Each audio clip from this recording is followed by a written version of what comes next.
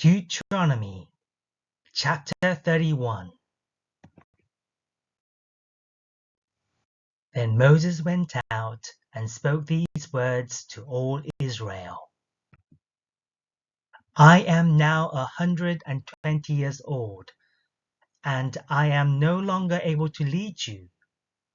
The Lord has said to me, "You shall not cross the Jordan." The Lord your God himself will cross over ahead of you. He will destroy these nations before you, and you will take possession of their land. Joshua also will cross over ahead of you, as the Lord said. And the Lord will do to them what he did to Sihon and Og, the kings of the Amorites, whom he destroyed along with their land. The Lord will deliver them to you, and you must do to them all that I have commanded you. Be strong and courageous. Do not be afraid or terrified because of them, for the Lord your God goes with you. He will never leave you, nor forsake you.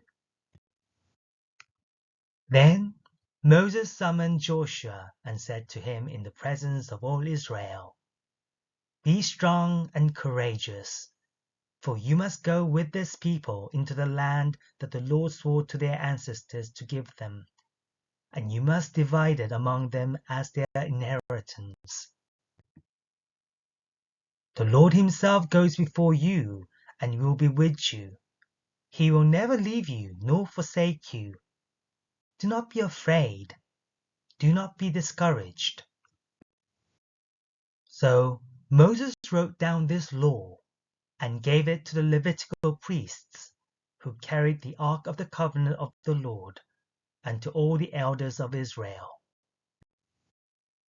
Then Moses commanded them, "At the end of every 7 years, in the year for canceling debts, during the festival of tabernacles, when all Israel comes to appear before the Lord your God at the place he will choose, you shall read this law before them in their hearing.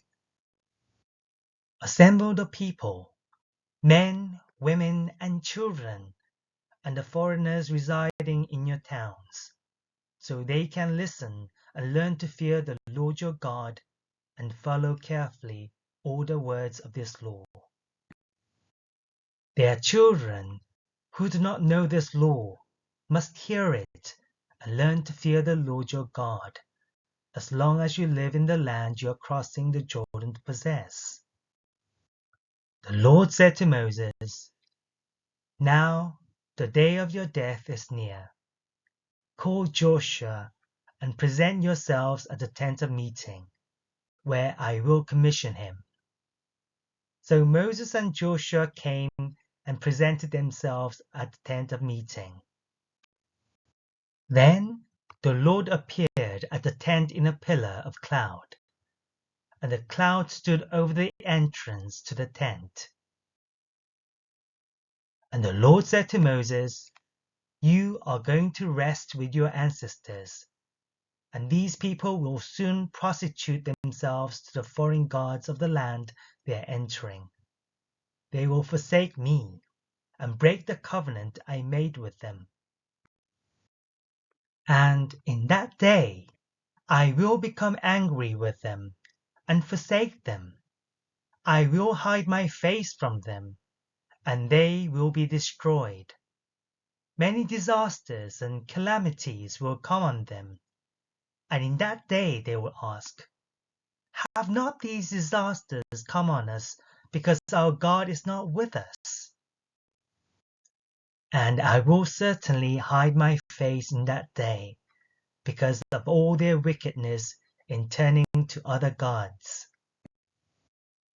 Now, write down this song and teach it to the Israelites and have them sing it so that it may be a witness for me against them.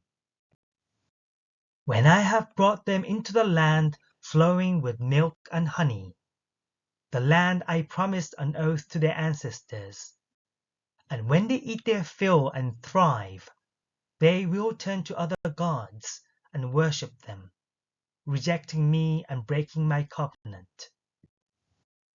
And when many disasters and calamities come on them, this song will testify against them, because it will not be forgotten by their descendants.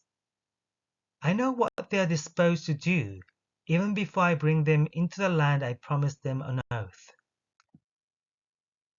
So Moses wrote down this song that day and taught it to the Israelites.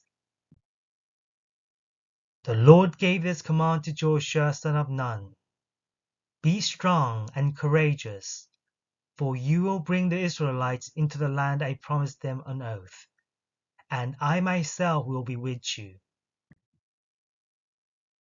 After Moses finished writing in a book the words of this law from beginning to end, he gave this command to the Levites who carried the Ark of the Covenant of the Lord.